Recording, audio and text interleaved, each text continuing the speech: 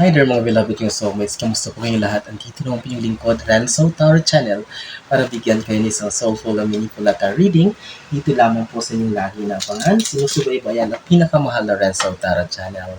Ang ating pong reading ngayon na pagsasamahan ay isang general reading para po sa ating mga pinakamahal na nasa sign ng Sagittarius. This is for you Sagittarius, Sun, Moon, Rising, and Venus sign. I know that you are waiting for this reading. Maraming salamat sa inyong walang sawang tiwala, support at pagmamahal. Kapag nakaresonate po kayo o nagustuhan niyo pong ating reading, ay wag niyo pong kalimutan mag-comment, like, and share. And of course, don't forget to subscribe po. May shoutout po sa lahat ng ating soulmates sa buong Pilipinas at sa buong mundo na laging nanonood at nakasubaybay. Maraming salamat po sa inyong lahat. Last shuffle for you, Sagittarius, Sun, Moon, Rising, and Venus sign. At kunin na natin ang isang baraha. Okay? Sige, Sagittarius.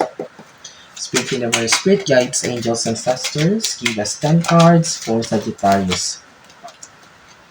1. Ulitin ko po, hindi po ako magsasawang magpasalamat sa inyo sapagkat kung wala kayo, ay wala po ang success ng Renzo Tarot Channel. Simula noon hanggang ngayon na hindi niyo po ako iniwan, and sinabi ko nga na utang na loob ko po sa inyo ang success kung nasan man at saan man parating ang ating channel. Spirit Universe, Spirit Guides, Angels, Ancestors, last 4 cards please for Sagittarius. Dalawa na lang, kunin natin Sagittarius. Yan, may nahulog na isa. At eto, sige. Your 10 cards are now complete, Sagittarius. Huwag na natin pampatalim itong yung general reading. I hope and pray na sa mabuti po kayong kalagayan. You're healthy, you're safe, and of course, you're happy. Sige, without further ado, Sagittarius, hulaan niyo kung anong pambungad ng baraha. Kahit di ko natapusin to, congratulations, Sagittarius. I hope mapanood mo ang video na to.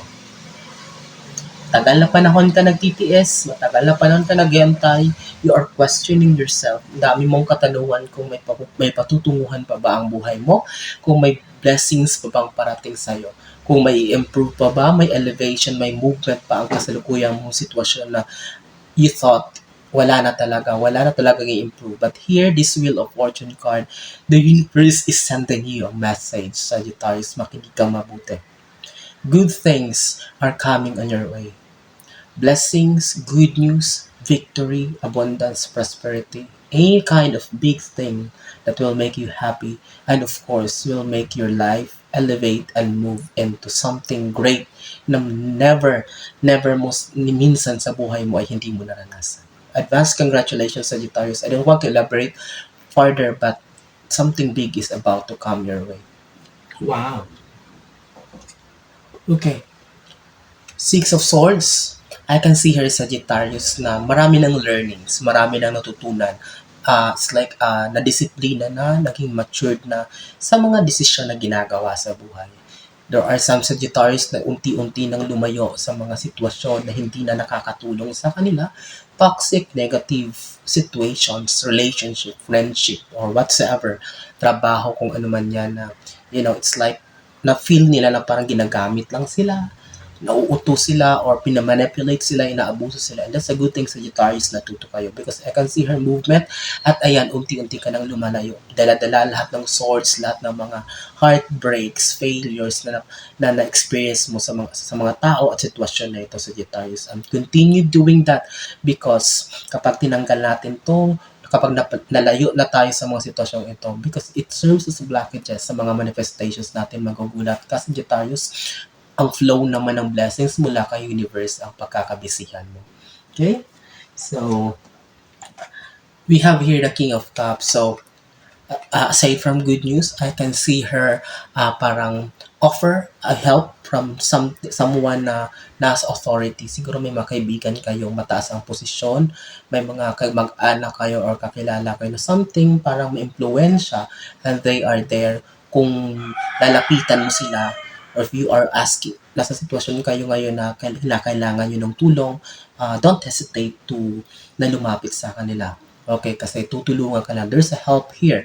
Mayroong tulong mula sa isang taong medyo may kaya, may impluwensya, may connection o kung ano man yan. Kung ano man ang gusto mo, huwag kang mahiya. Don't hesitate to na lumapit sa kanila.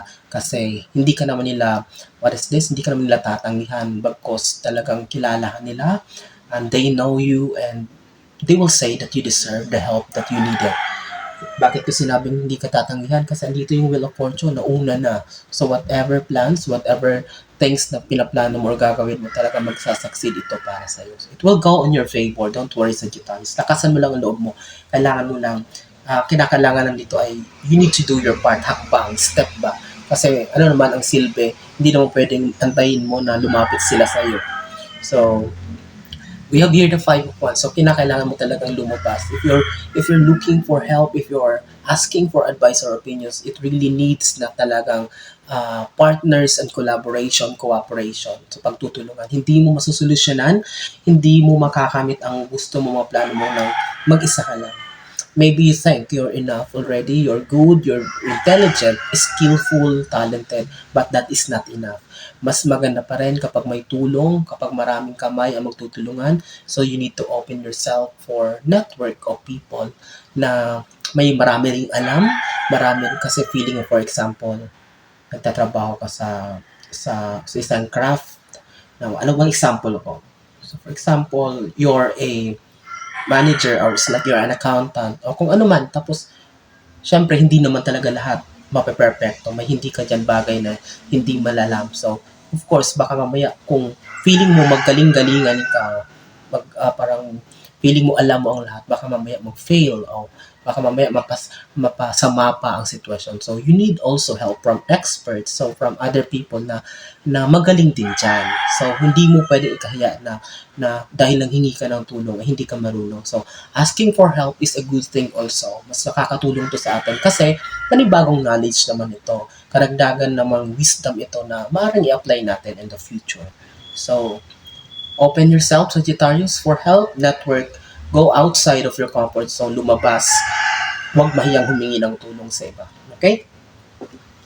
So, we have here the Eight of Cups. So, I can see here mga Sagittarius na nagpaplano something about development, further studies. So, nagpaplano ka mag-masters, nagpaplano ka mag-TESDA, any kind of something new, something na mga bagay, panibagong matututunan mo na makakatulong sa development mo.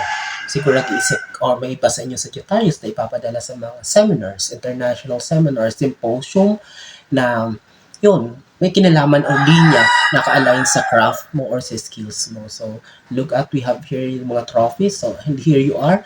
You will continue seeking further knowledge, further wisdom. So, magtutuloy-tuloy ito. And yun, expect mo yung Sagittarius. So, if you're asking for a sign, kung mag-masters ka, kung mag-doctorate ka, or mag-international studies ka, so go for it. The universe has designed, yes, the approval kasi andito yung Wheel of Fortune. So, magtatagumpay ka dyan. Sabi ko, any kind na planuhin nyo, isipin nyo, it will work on your favor. Because andito yung ruleta ng kapalaran, unang-unang lumabas. So, ano man ang nasa isip mo, feeling mo kung ano man gagawin mo, do your best to try it because the universe is on your back. May backer ka kasi andito yung Wheel of Fortune. So, let's continue. I hope nasusundan niyo sa Sagittarius, ha? And kapag nagustuhan niyo at naka-resonate kayo, comment kayo, like and share. And of course, don't forget to subscribe. So, let's continue. Meron talagang good news. Sitting like a boss, manager. So, recognition. I can see her recognition. May mga ma-awardan, makikilala. Ma-appreciate ang iyong trabaho, ang iyong talent, ang iyong skills. So, merong iba makaka-receive ng recognition in a monetary way, pera, kasi nito yung ruleta ng kapalaran. Siguro may bigla na lang, siguro hindi mo in-expect, magugulat kayo, may promotion kayo bigla. Or maybe it's like a bonus na ibibigay sa inyo. So, here you will be so happy. So, this is good news for you.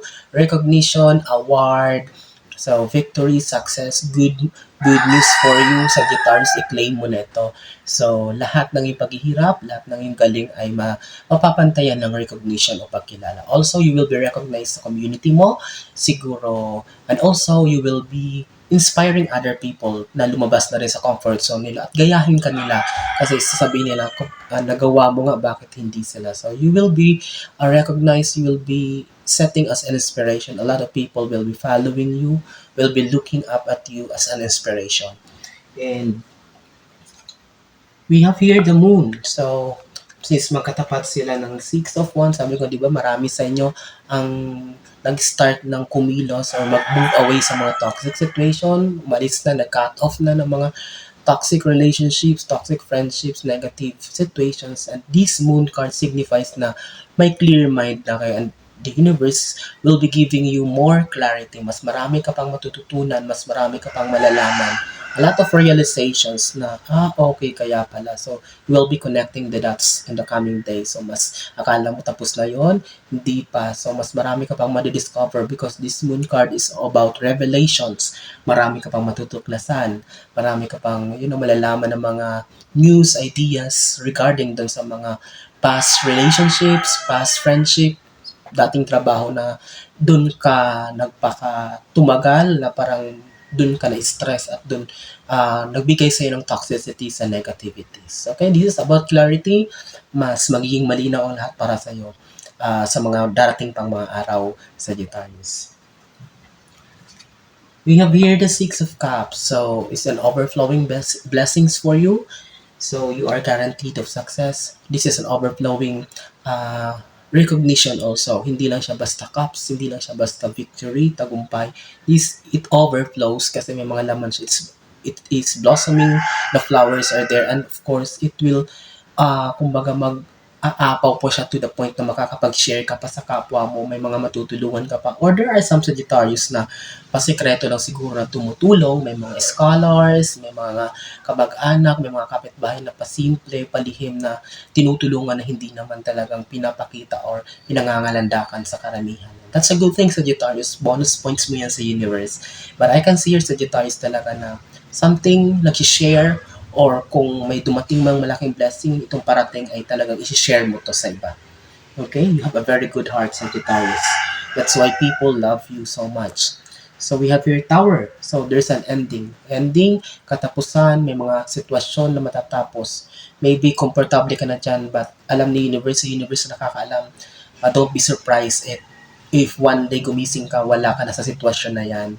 And just always believe or isipin mo na that if there's an ending, there's a beginning, okay? So, merong panibagong ipapalit. Mas malaki, mas maganda, mas komportable ka, mas kontento ka, and of course, you will gain the stability in all aspects. So, there's something about the end. May matatapos, may makakat. But don't be surprised. The universe will be making a way.